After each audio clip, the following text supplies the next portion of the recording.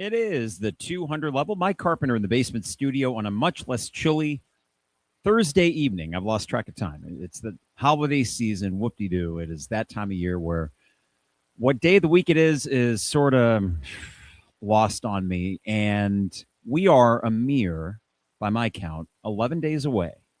Is that right? 11 or 12 days away from the Music City Bowl. We haven't talked football in a while. We've focused on basketball, and boy, did we ever on Sunday's podcast. And we'll get to some of that reaction later. And we'll spend the last 15, 20 minutes of the podcast talking about basketball leading in the Braggin Rights game. But I would be remiss if we did not kind of wrap a bow on this Illini football season, but more specifically on an individual player that, in my history of watching Illinois football, I haven't had many like this guy come through and be able to root for them and enjoy their successes to the degree that I have Luke Altmyer. And we will be able to appreciate that one more time in the Music City Bowl. And there's no guarantee that a quarterback like Luke that might get a sip of coffee in the NFL would come back and play a bowl game that is not a college football playoff game. And yet somehow with him, there was very little doubt that that would be the decision that he made. And he said as much in the press conference when I think they spoke with the media on Saturday during either halftime or after the Illinois-Nebraska game. So while it was not shocking, there is something in this day and age of college sports, and I'll just be honest, sports in general, life in general, like without getting too dark or despondent sounding about the way some things are trending, there's something very heartening about a story like Luke Altmyer, which is a very traditional story of kind of sports redemption, of overcoming obstacles, of sticking with it.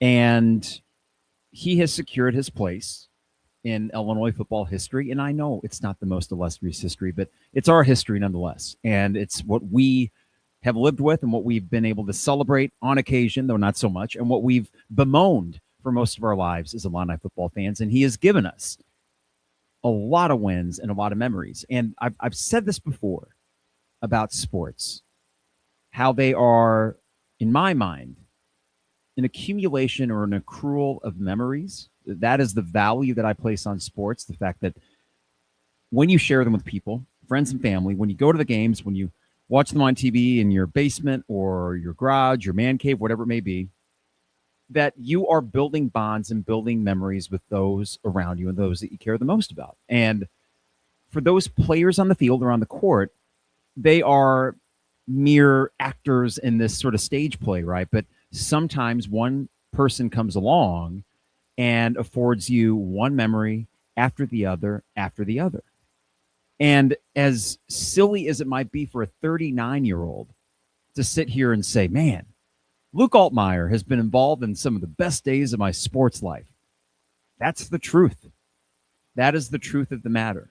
And I wanted to sort of contextualize Luke and his career here and what he means for Illinois football. And hey, there's no guarantees that Luke Altmyer is going to be remembered as this sort of Pied Piper figure. That is more contingent on what Bret Bielema does with this program going forward. But if they are to have sustained success, Luke Altmyer's name will continue to grow and grow in terms of stature and what it means for this program. And to be able to see him one more time on a pretty big stage in Nashville is exciting and one that I think we should celebrate. So kudos to him. We're going to talk about Luke. We'll talk about this team and the season in general. We'll talk about the state of Illinois football and, you know, maybe some decisions they'll make after the bowl game, though I think I will wait on that until the new year. But to be quite honest with all of you, as we get into these holidays, I don't know how many more of these I will do. The tricky thing is, with Bragging Rights being on Monday and us leaving for Christmas in Michigan on Tuesday, I don't know if I'm going to have an opportunity to do a podcast about Bragging Rights. Maybe I can take my stuff in the car and do a quick car pod. I mean, I could try that and bore my wife and Rosie, the dog, to death. But yeah, we could give that a shot. I'll try to figure out some way to do it, but I can't make any guarantees with it. At the same time, I know that for you, the listeners, and you, the viewers, you are going to be busy doing your own thing as well. So it's not one of those things where I think, damn, I'm leaving all those 200 level supporters in the dust. No, it's that time of year where on one hand, the sports that we do get to watch, we're really into, but on the other hand, we have to kind of quickly turn the page and enjoy these last moments of 2025 with the people we care about the most. So I'll try to finagle that and figure something out. I will not leave you completely in the dark until 2026, but it's going to be few and far between. And we'll be in Nashville, but I'm not taking the recording equipment down there. It's too many friends and stuff to enjoy it with, and we'll get something New Year's Eve perhaps, and hopefully recap an Illinois win against Tennessee. But before I get too far ahead of myself, got to remind you the 200 level is brought to you by Hamilton Walkers in downtown Champaign. Steak, seafood, and spirits. Hey, where's that banner? There it goes. This place is great any time of year, but especially during the holidays when that beautiful dining room of theirs just feels especially cozy on a winter's night. I said it was warm today. It's getting freaking cold again very quickly, at least a quick dip. But they also got some decorations out. It's just a very festive kind of atmosphere in there, in addition to the best food in Champaign-Urbana. And I'm very, very thankful to have them as part of this podcast for the second year running. That is Hamilton Walkers Steak, Seafood, and Spirits in downtown Champaign. State Farm agent Brian Hansen, online at brianismyguy.com for life, auto, home, business renters, you name it. Brian is my guy, and he can be your guy as well at brianismyguy.com. Brian, big Illini fan. The thing I'll say about him and his staff as far as working with insurance, the State Farm prices, of course, are as competitive as any, but it's really the service that we get from them, how quick they are for any question we ever need answered, and that is why he's been our guy for quite a while. It's Brian Hansen, online at brianismyguy.com. Dogtown Heating, Air, and Plumbing, your home's best friend. Give them a call at 217-841-4728 and join their maintenance program. No overtime or weekend fees, guaranteed same-day service. We've done this for a few years ourselves. That includes a furnace check in the fall, and ours has been kicking butt, thankfully, in what has been the coldest December I can remember. And then in the spring, they come back out, they do an AC check, and then, in the dregs of a humid summer in central Illinois are AC. And this unit is 15 years old. Kept this super cool. So that's Dogtown Heating, Air, and Plumbing. It's a great maintenance program. Give them a call at 217-841-4728. And finally, Owen Builders LLC. I'm at owenbuildersllc.com for your next home improvement project. Check out a gallery of their work online and get a free quote while you're there at owenbuildersllc.com. Luke and his staff, great craftsmen, but what really sets them apart is that they are very communicative, which is not something you always get with contractors. That's just not in their bag, really, but they're timely. They will set up a timeline with you for your project, and you will not be left in the lurch wondering when the heck it's going to get done. That's owenbuildersllc.com. God, thanks Champagne Showers Podcast Network. Appreciate them and appreciate you. It is not too late, folks. Last time I'm going to sell my wares. The 200 level book. There it is. Look at that. In its gleaming hardcover glory, but you can also get paperback.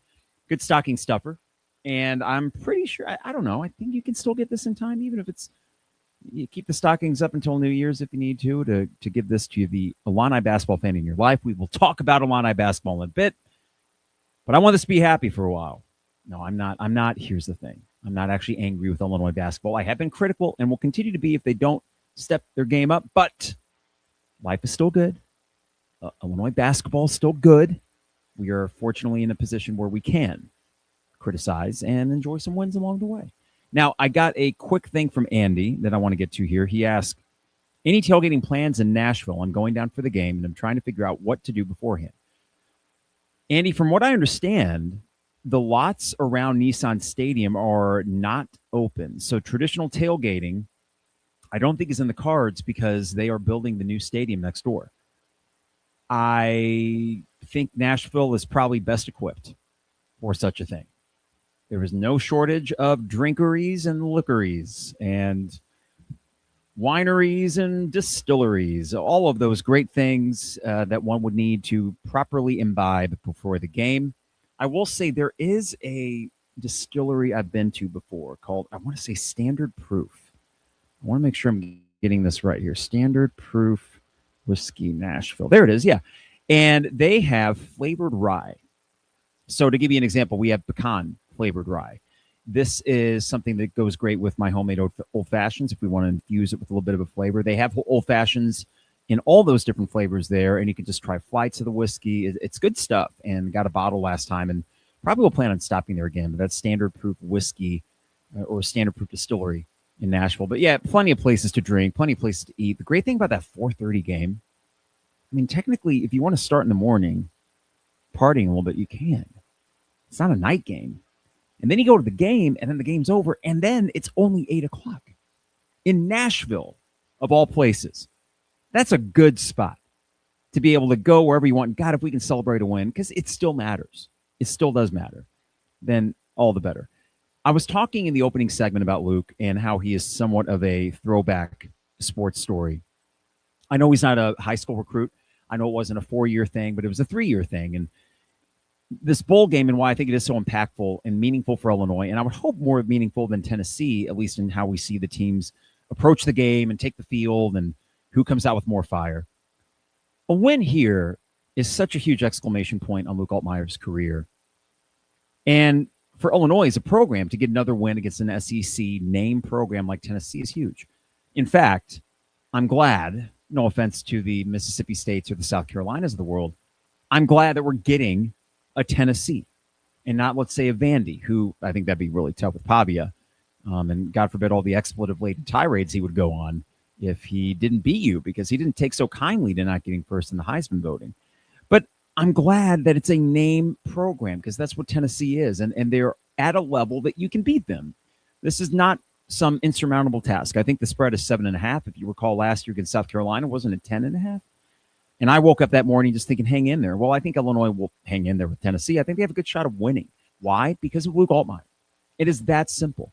And what I really am excited about with this game is the fact that Luke and Barry, one last ride, look at each other and say, dude, let's just empty the playbook. Let's go out there and just toss it around and don't worry so much about, time of possession and all. You see, the thing is Bret will worry about that. And as the head coach, he has every right to be concerned with that macro game planning stuff. But I would not be surprised that Barry has the reins, as he probably has since he got here, and that he doesn't open things up a bit for Luke to just toss it around a little bit. Your offense is fully intact minus J.C. Davis, and that's unfortunate. But Tennessee's defense is not one that has been lighting opposing quarterbacks up. So Luke will have opportunities to make plays. He's going to run the ball at will. He's going to have all of his wide receiving targets. He's going to hopefully have a healthy backfield, which he hasn't really had all year. And what a cool way to culminate his career. And what has separated him from so many, especially in this transfer portal era, is the fact that he struggled in year one and did not cut bait and run to some other place. How easy would it have been after John Paddock gets the last 2 or 3 starts of the year to say, man, come on, I was healthy. I was ready to go for Northwestern. They kept John Paddock in there. What does this program really think of me? What is their vision for me? He could have easily said, I'm out of here. And he would have gotten another opportunity. Now, I know his market value would have dropped a little bit based on his interceptions that first year. He took too many hits. He was fumble prone, but the talent was there and you could see it. The fact that his career at Illinois started with that, I think, 4th and 18 completion to Casey Washington that ended in an Illinois victory. Kind of a, foreshadowing what was to come with these late game comebacks. I think the biggest thing with Luke is it's twofold. 2024 was an explosive year for Illinois football. It was one of those that is going to be hard for any other team to replicate because it is always more fun when your team is on the rise. It just is. That's why I'm trying to enjoy every bit of this Bears season, because there's no surprising anyone next year. This is the rise, and when you're on the come up, that is the most exciting part of being a fan, and that's what Illinois was last year, making the Citrus Bowl and winning 9 regular season games that completely out of left field, where I just said, oh, man, make a bowl. Make a bowl. And I view Luke's career and legacy in 2 parts. One is that he had that year. He did have that year, 10-3, winning the Citrus Bowl, won the 100th anniversary game against Michigan, won against Kansas at home in a game that you really kind of needed, I think, for the Bret Bielema era, had the last-second game winner to Pat Bryant, and a lot of fun moments in between. The overtime victory at Nebraska, and now their former quarterback, Dylan Raiola. Oof, ouch. So you had the explosive year, right? The one that you were on the come up. Here's the key. This year at 8-4, is not going to go down in any of our memories as one of our favorite Illini seasons. It doesn't work that way when you have expectations and you maybe just fall slightly under it. I said 9-3. They went 8-4. I thought if everything goes right, they'll sniff a college football playoff, but let's be real, they weren't sniffing it this year. For a myriad of reasons, not at all of which is Luke Altmyer. I mean, he would have been good enough to get you there. But because he was who he was, you avoided a true dip. And for me as an Illinois football fan, that has been the reality. Good year, major dip. Good year, major dip. And because of a quarterback like Luke Altmyer, instead of that dip, you sustained success. No, not fantastic success. Not one that we're going to look back on 2025 and say, man, that was such an amazing year. I mean, really, quite honestly, the USC game was the peak, and that was back in September. As far as the emotional heft and the excitement of that, that was the peak. But if you ho-hum your way to 8-4, that speaks volumes of your program, and no one was more instrumental in that on the field than Luke Altmyer. I've talked about, with the basketball podcast, why Keaton Wagler is so easy to latch on to, and we only have 20 more games or whatever of Keaton Wagler because he's going to go pro. The new draft boards have him in the first round. And I was thinking, well, okay, what is it about Keaton Wagler? And it's the same thing I'd say about Luke Altmyer. There is a swagger there, but it is a quiet swagger. And Luke has a little bit more show to him. I was right in front of that end zone when last year when he got that touchdown to Zachary Franklin and they had review it right along the pylon, and he came right up to our section. He did the championship belt, the Aaron Rodgers thing. And I despise Aaron Rodgers, but I always appreciated his swagger, to be sure. And to see Luke embody that for Illinois football, a program that historically has had nothing to have any swagger about, is such a breath of fresh air.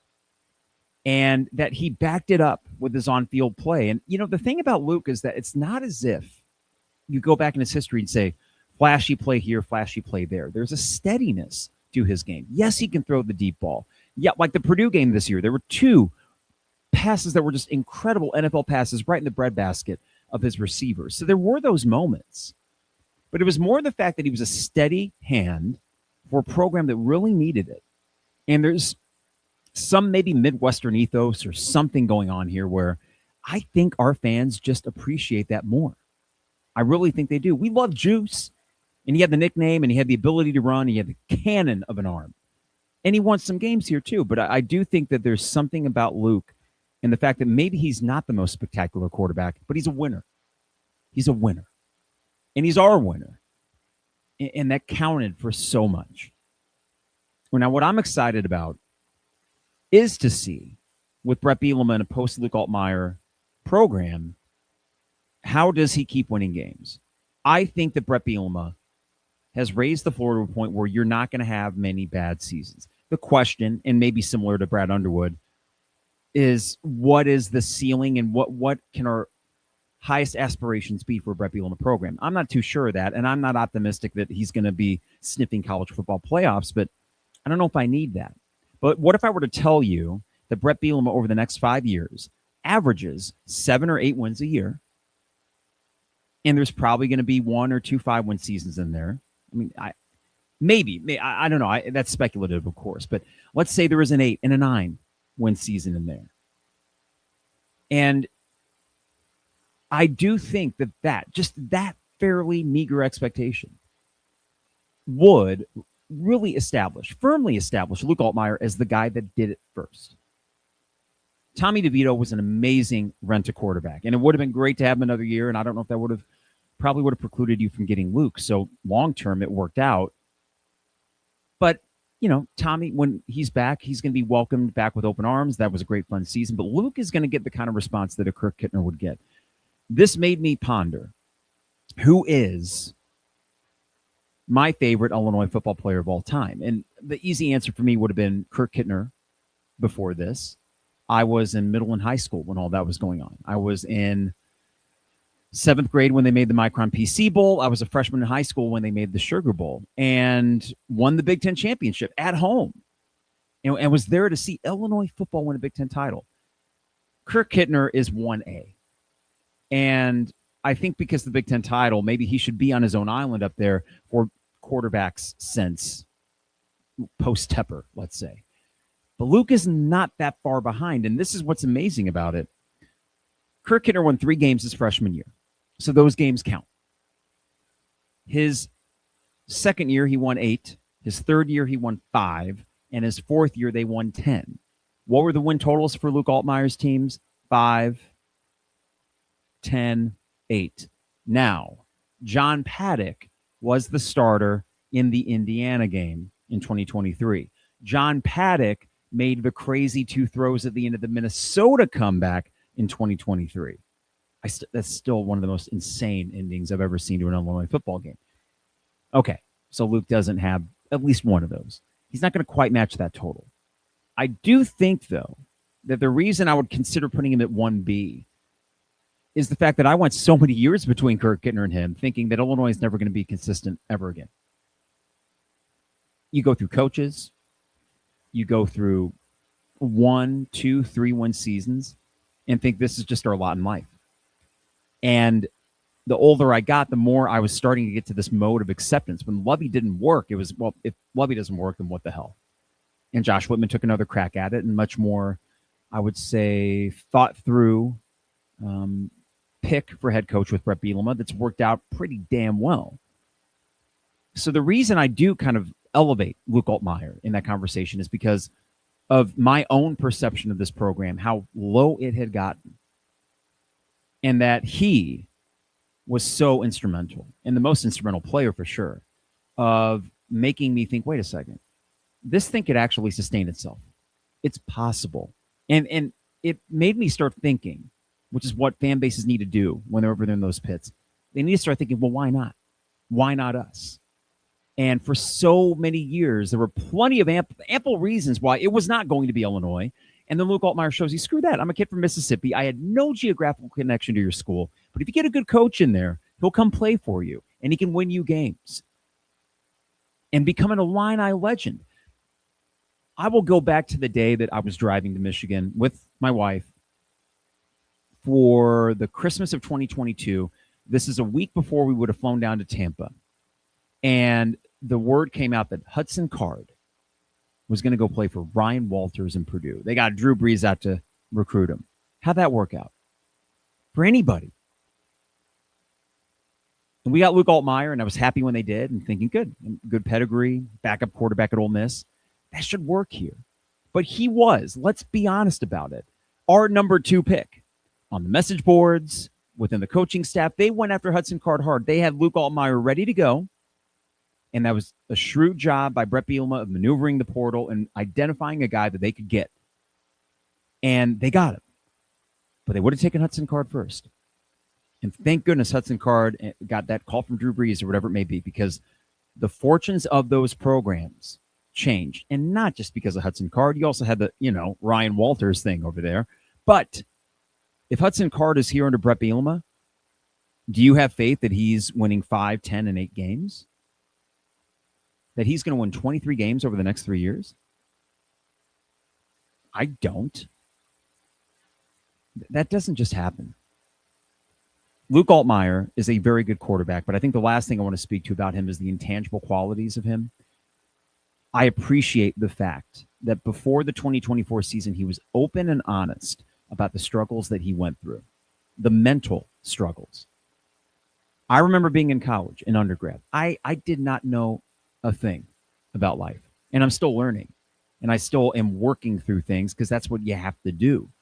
But for a young man, 21 years old, saying that with the weight of a Power 5 program on his shoulders as quarterback, or Power 4 program on his shoulders, and to be able to first work through those issues and then somehow turn that around into true mental strength, because you have to have that as a quarterback anyway, but you especially have to have that if you're a winning quarterback that's finding creative ways to win in late game situations when the pressure is at its peak and never break a sweat when you're doing that, is such a cool comeback story of sorts.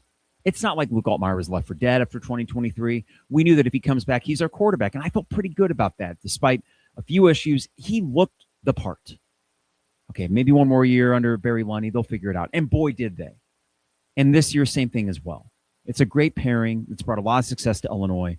But Luke Altmyer, for his age, to have the maturity and to have the strength to overcome what should have been, I would imagine, a really tough few months in that 2023 season where you throw 4 picks against Penn State, you have a few good moments, but then you get hurt and you don't get your starting job back.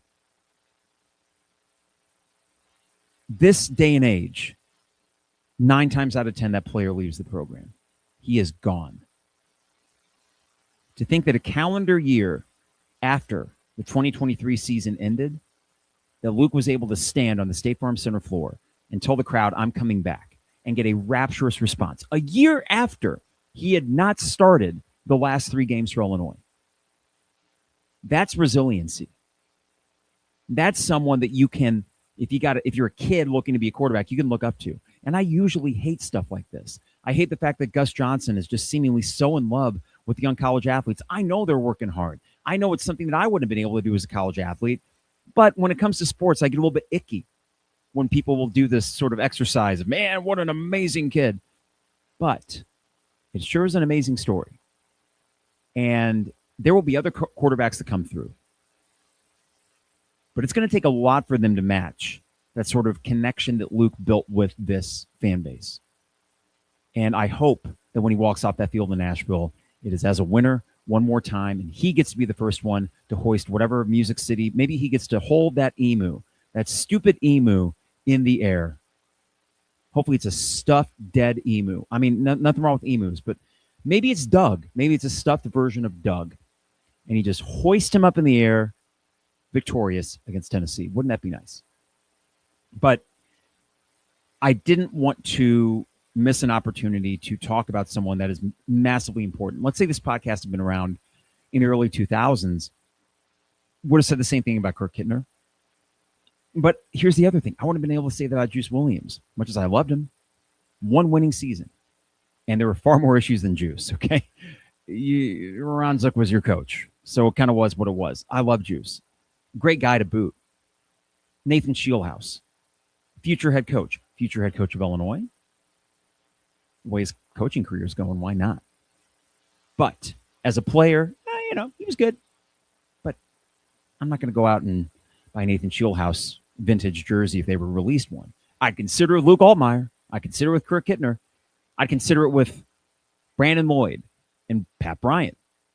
I consider it with Rocky Harvey because that's still the coolest football name that ever walked through these doors at Memorial Stadium. But point being, these sorts of guys don't walk through that football program very much. They just don't.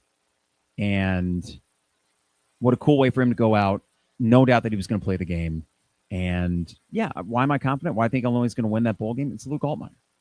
I'm not going to overanalyze it. It's a bowl game. It's an exhibition. So both teams are going out there having fun. They both want to win. I think Illinois wants to win more. I think Luke Altmyer wants to win the most. No offense to Joey Aguilar, who's a really good quarterback. But yeah, I think we're just going to come out guns blazing.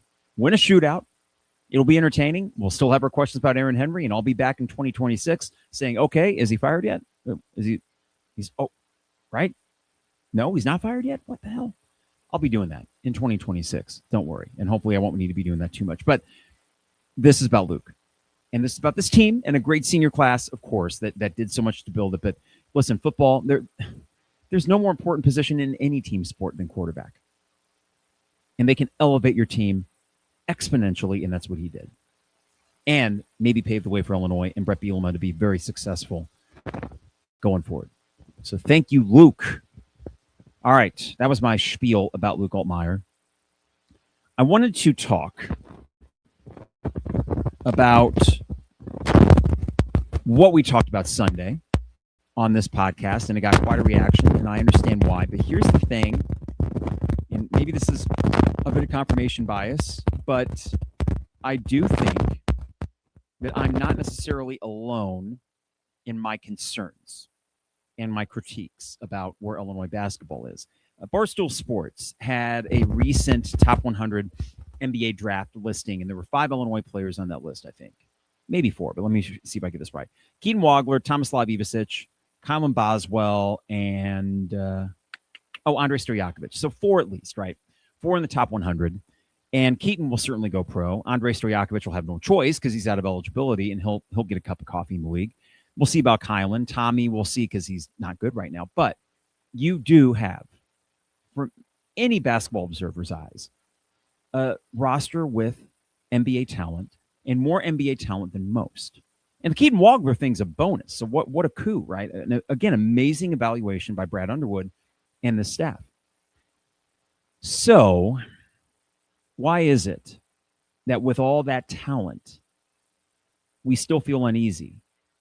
And we feel like we did kind of last year. And we feel as if, well, I don't know if I can trust this coaching staff to change it. I want to give you an example of that. I was listening to Jeremy Werner and Mike LaTulip, and they do these awesome podcasts. They do film rooms, and Mike is clearly a great basketball mind, and he communicates what's going on the court so well. And he outright said, what were there, 30 plays he found with defensive breakdowns, something like that. And these are technical things that, as he said, can be correctable. And he, by the end of that podcast, did pitch a bit of a optimistic tone, saying that Illinois could figure this out. And that the conversation was very micro. Now, I am way on the other end of the spectrum. That's much more macro. And you guys know that. I mean, I'm not going to come on here and pretend that I can diagnose the X's and O's all that well. I know a bit, and I know basic ball, but I don't know a lot of the technicalities, right? And I wouldn't pretend to. However, it struck me while listening to that conversation that a lot of it was predicated on the idea that Illinois and its coaching staff can fix it. And the whole time I'm listening to it thinking, yeah, but why do we think that?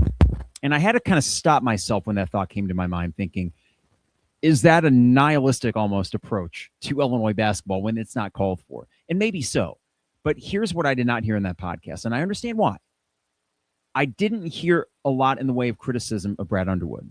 I just heard, here's what's not going on. And to me, it's sort of like we can look at all the X's and O's and we can look at the micro. But if there is a continual or consistent problem that keeps cropping up, it goes beyond simple schematics. There are dudes on this team. There is size on this team. NBA talent on this team. And sometimes they just don't look very good. And I know there's new pieces, but there's new pieces at a lot of these top programs, and they are not stumbling when they play good teams as much as it seems like Brad Underwood's teams do. Going back to last year, they are 8-5 in their last 13 games at home against Power 4 competition. Big Ten teams and high major non-conference, if I can get that out. 8-5 in their last 13 games at home against them. Trevor did a great job of finding the totals of Illinois' home record, and I'm going to try to dig that up, but we've had a lot of conversations, so I might struggle with that. But let's see here. Anyways, as I'm looking this up here, I do think that I want to hit that 8-5 mark real quick, and then we'll get to the larger numbers. 8-5 at home last year.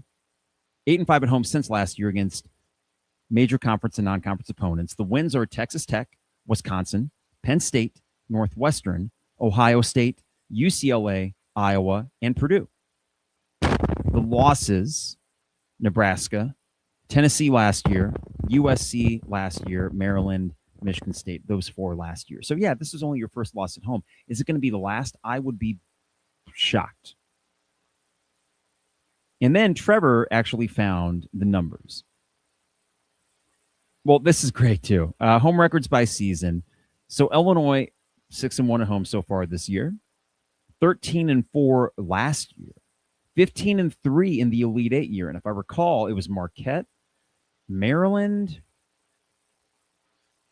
Gosh, what was the third one that they lost that year? Maybe I want to say Ohio State because it seems like we just always did. No, Purdue. It was Purdue late in the year. So there you go. You lost to the runner-up at home. No foul in that. But the Marquette game, okay, they ended up being a 2 seed as well. So that's not bad. But that was early in the season. And then Maryland. So 3 losses at home. 12-1 in 2022-23. 12-1 with the Matthew Meyer team. I remember that loss, though. Indiana smoked your ass. Okay, so right there, that total record is 36-8, 81% win percentage at home. And that's fine. I mean, you could do worse. I think, though, it is the way in which you've lost some of those games. Maybe is that why it stinks a little bit more? Also, I want to say that, okay, 15-6 at home over the last 4 years on Saturdays. I had this theory. Why do we suck on Saturdays? Well, you're 15-6 in Saturdays at home. But as Trevor said, almost 75% of your overall home losses come on Saturdays. So maybe that's why it feels that much worse. But just interesting. The recent trend is this. 8-5 over your last 13 at home. That's not good enough. Now, that trend can change, and there's going to be a bunch more Big Ten games, and most of them winnable at home, where they can get a gaudy record. Maybe it's just a bad stretch, but it doesn't feel like just a bad stretch, which takes me back to the conversation from the Illini Inquirer podcast, which was so informative on an X's and O's level. But to me, I'm like, I listened to it on my run, right? And I'm thinking, yeah, but Brad Underwood, what's he going to do about it?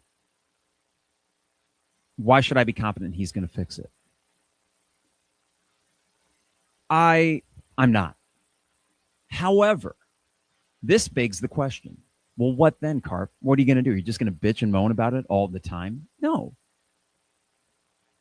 I thought about this myself. Does this change how I fan? And in a weird way, it actually makes me that much more into it as a fan and full-throated, come on, guys, win the game. Because just as I spoke about on Sunday, Brad Underwood's not going anywhere. So with that in mind, there's really only one positive outcome here, and that's win a bunch of games. Now, there are more things going for this team than not. There is more talent on this team than most of the other teams they'll face the rest of this year. We have seen Brad Underwood teams go on heaters. So it can happen. And we're going to watch it with bated breath to see to what extent it happens. And I hope that my criticisms can maybe at one point look even foolish, because all of a sudden they figured out how to make this team click defensively. They're a top 3 offense. They're fine as far as scoring points. They're 40th or 41st defensively. If they get in the top 25, they will make the second weekend. But that's the crux of it. I am not at all confident they will. And judging by most of the reaction, not just on our YouTube replies or Twitter replies, or not just that with this podcast and anything within its realm, but go to the message boards. Find random tweets that people are throwing out there. People are sick of it. And you say, sick of what? This is what they're sick of. A program with top 10 resources hovering around 20. Now, that might be the world's smallest violin playing for all the Illini fans out there. Oh, boo-hoo, you're top 25. You make tournaments 5 years in a row. I get that. And in some ways, that's fair. However, just because you're good doesn't mean you've arrived if the expectations are for you to be great. And just as I said this year with Bret Bielema, when you allowed Aaron Henry to be your defensive coordinator and handicap any chance of making the college football playoff, if you believe within your practice facility that you are Final Four caliber, you damn well better start playing and acting like one. Actually, let me rephrase. They're acting like one. I have no doubts that they believe that they're going to do it within that facility. My worry is that they believe it without the substance behind that belief, and that they could drop 3 more home games this year and say, it's whatever. The problem is, if these are the habits that get ingrained in this team, that's not a switch you can just flip. It's not. And then you hit the reset button again. And that's college basketball for many teams. But it does make it a little more essential to have a coach that you feel can maximize the talent. Here's the weird spectrum: talent and coaching them up. Now, the very best programs have both. And this is where I think Nate Oates at Alabama is sort of the quintessential example of what you can do with resources, and he probably does have top 15 resources at Alabama now, right? It's still big money down there, even if they love football more. But he is doing things down there. He's maximizing the talent because he's a superior coach. Nate Oates is a better coach than Brad Underwood. His March record would suggest that. His overall record would suggest that. His ability to consistently win, even with new talent, suggests that. He is a notch above a Brad Underwood. I want a Nate Oates. Illinois is capable of having Nate Oates. I understand the danger in broaching such a topic when your current guy is winning a lot of games. But it is also okay to say Brad Underwood's not the best coach in America, and there might be 12, 13, 14, 15 coaches better than him. Okay, well, how are you going to get those coaches? I don't know. Good question. How are you going to identify the next coach that can make that jump? Another good question. I'm not the AD, and this is where I think even an AD like Josh Whitman that might recognize some of these things also recognizes the risk in such conversations. But that was what Sunday was all about, and it was interesting to get a few things in the YouTube afterwards because we read all this stuff in the chat thread, but this is from Sean Baptist. I'm thankful for BU, but it does worry me that we have the same issues every year. I worry about a lack of development in certain aspects of the game that will plague us.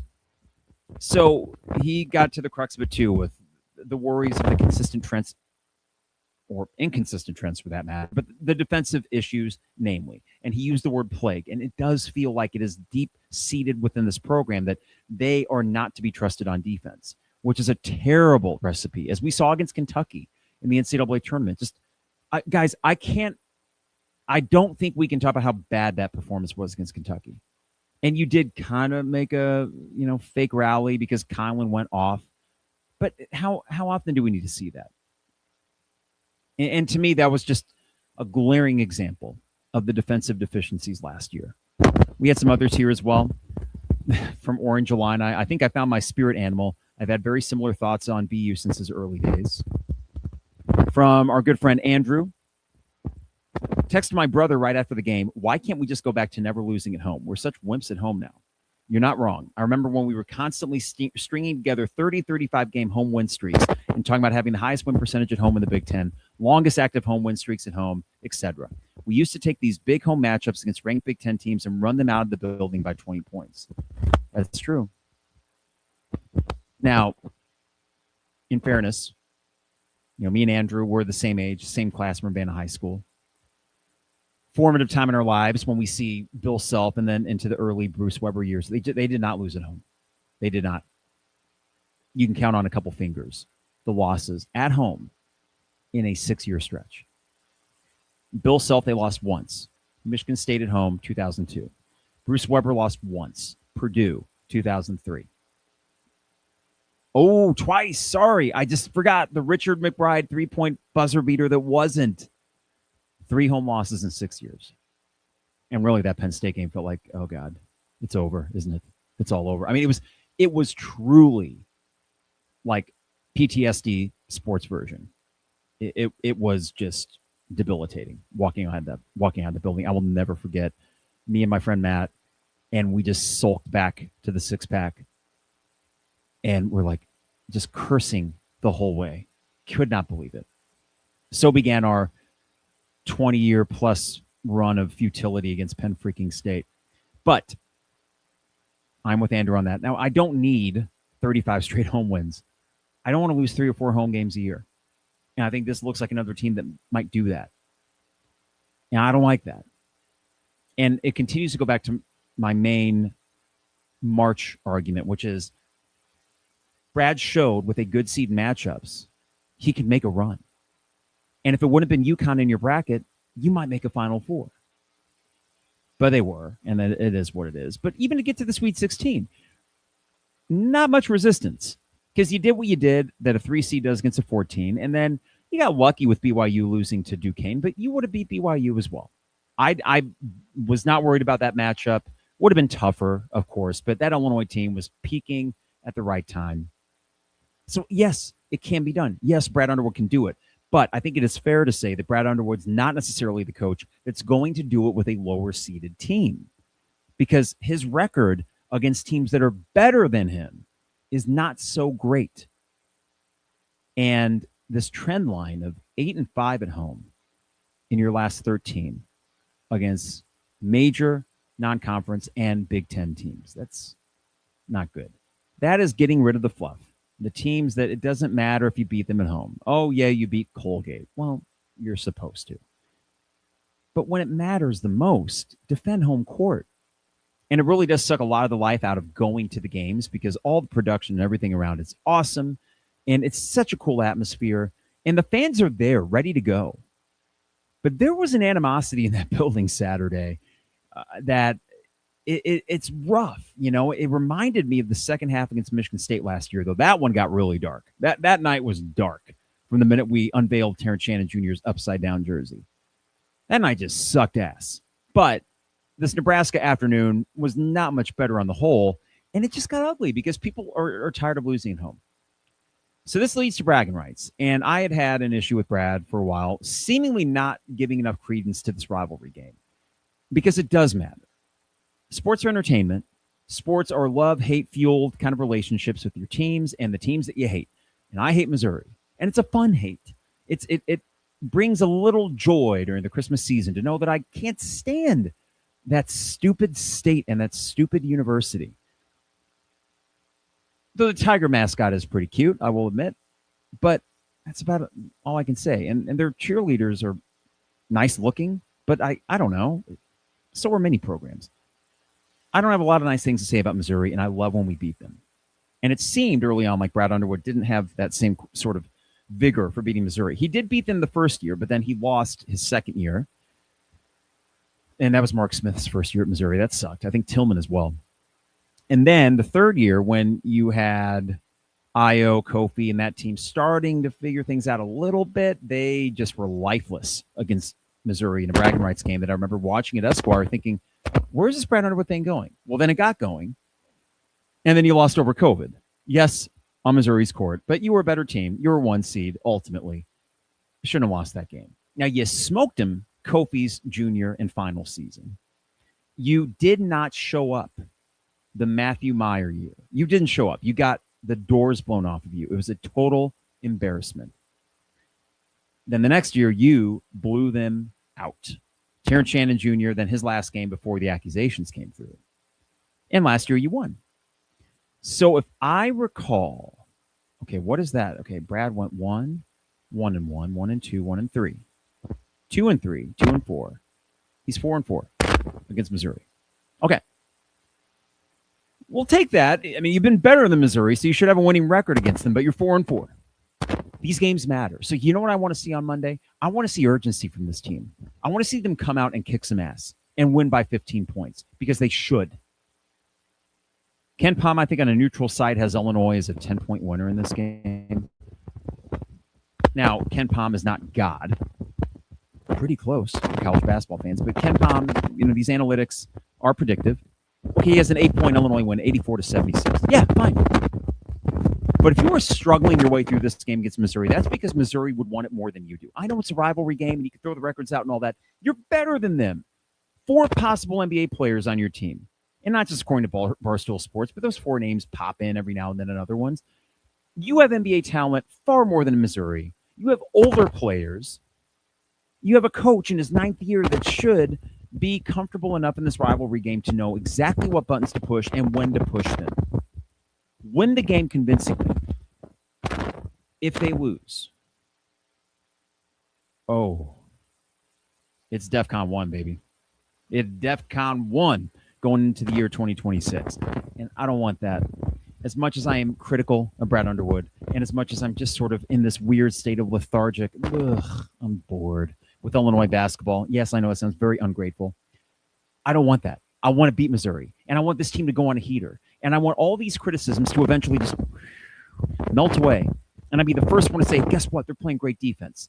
This coaching staff figured something out. I would be the first one to say that, and I've done that before. But I got to see it. And it does start against Missouri. After 9 days off, you're fully healthy. You're fully rested. You need to come out with a fire under your ass and beat your rival. And the thing about Missouri, I don't think they're that good, but they aren't bad. They are not outright bad. Okay, so it's not going to be a gimme per se. The concern with me is it's felt way too often that Missouri has come out the aggressor. Now, last year's Missouri team was ultimately pretty good. They had a really good Big 12 season. They made the tournament, and it looked like Dennis Gates kind of had that thing going. They haven't really played anyone. So there's a weird element of mystery with this Missouri team because the only Power 5 competition or Power 4 they played is Kansas. I think they beat Minnesota. So, they're 1-1 against those teams, as you would expect. But I've seen Missouri teams a little bit too often come out with more fire under their bellies than Illinois in the last 15 years of this rivalry, when even Illinois had better teams, even the John Gross era that happened on occasion. There was one year I was down there and Ray Rice hit the buzzer beater. That was against a bad Missouri team, and it took a buzzer beater to beat them. Now, I was happy to be there, and it was a lot of fun, but those first 39 minutes and 59 seconds were pretty maddening because you knew that they weren't good, and yet they were hanging in there. So come out and punch them in the face. And I think Illinois wins because it's always too easy to say, oh, boy, after that Nebraska game, this team stinks. They don't stink. They're still 12 on Ken Pom. People like college basketball prognosticators look at this team and they say, that's a pretty good team. But you are starting to see a few more people start to question, well, should they really be this iffy? I mean, I know it's only December, but shouldn't they be a little better given the talent that they have? So, come on, man. Brad, have them ready to go. Come out and kick some ass, please. Infuse some life back into this thing as we go into 2026, and we have a stretch of games where you should win. Probably like 6-7 wins in a row. 6-7, there you go. And then take your shots. After this ability, I think, to ramp up, to build momentum against a weaker schedule, and then make a run in 2026. The schedule sets up great. Now, you should have been able to do this while beating Nebraska, having a higher ranking, really firmly establishing yourself as a 3 seed. And that's what's so freaking maddening about that game, is if you would won it and then you inevitably, I don't know about inevitably, but likely go on another run of 6 or 7 or 8 more wins, you are firmly in the conversation for a 3 seed, where even losses against good Big Ten teams don't really knock you off that pedestal unless you lose all of them. But you got more work to do. Games in November and December matter. They do. If you're going to schedule all these big boys, fine. But at the very least you can do is win the Big Ten home game in December, unless it is freaking Purdue with Zach Edey or some other 7'8" doofus that's going to school you. Fine. But come on, man. Beat Missouri. Get some juice back in this freaking thing. I'll be ready for it. Like, we all will be. It's a night game, close to Christmas. None of this noon tip-off garbage. People will be drunk and excited and ready to go. So let's do it. All right. I don't know the next time I'm going to talk to y'all. I'll try to figure something out post Braggin Rights, and because we have a holiday party that night while watching the game. 23rd, can I do it in the car? Yeah, I'll figure something out. But I do want to say, though, before I sign off and before we wrap up, not the last podcast of this year, but one of the last of 2025, that I really do appreciate all the listeners and the viewers and the people that comment and the people that fill up the text thread and all this stuff, as we've kind of incorporated more of a live streaming element into it. And it does mean a lot to be a part of this conversation as an Illini fan. And my favorite parts are if I'm like out in the tailgate lots and someone comes to say hi, enjoy the podcast. And that's not uncommon. And what that does is I like how it grounds this podcast where I want it to be, which is basically a place where, as a fan, you can come sharing the joy of the victories and sharing the catharsis of when things aren't going so well. And that's fandom. And I'm going to ride that roller coaster for the rest of my life. I don't care how mature I get. I'm never going to be mature when it comes to being a fan. I'm going to be emotional. I'm going to be a fan. And I lean into it for sure. And I am honest with you that some of my appraisals are based in emotion. But I hope that it gives you an avenue with which you can feel some of those same things as well. And just appreciate the fact that you have made this show part of your Illini sports diet, of which there are many good options to choose from. So I'm very grateful for that. And this has been incorporating the video streaming part of it, our biggest year yet in terms of listeners and viewers. And we just really do appreciate that. So thank you. And also thank you to our sponsors. That includes Hamilton Walkers in downtown Champaign, Steak, Seafood, and Spirits. Got to say, there's no better place during the holiday season to get a delicious steak dinner than Hamilton Walkers. That is in downtown Champaign. Really appreciate them. Also, State Farm agent Brian Hansen online at brianismyguy.com for life, auto, home, business, renters, you name it. Brian is my guy and can be your guy as well at brianismyguy.com. Dogtown Heating, Air, and Plumbing, your home's best friend. Give them a call, 217-841-4728, and join their maintenance program. That includes no overtime or weekend fees, guaranteed same-day service. That's Dogtown Heating, Air, and Plumbing. And finally, Owen Builders, LLC, online at owenbuildersllc.com. For your next home improvement project, give Luke a call and his staff. And, hey, while you're at the website, you can check out a gallery of their work and get a free quote while you're there at owenbuildersllc.com. Champagne Showers Podcast Network. Appreciate them. Appreciate you. You guys have a good rest of the weekend into the weekend. We'll figure something out post Braggin Rights. And in the meantime, if I don't talk to you or if you don't listen, have a great holiday season. And again, appreciate all the support over the year and into 2026, where I hope Illinois sports continues this pretty awesome run of success that they've been on. All right, everybody. Until next time, talk soon. It is the 200 level.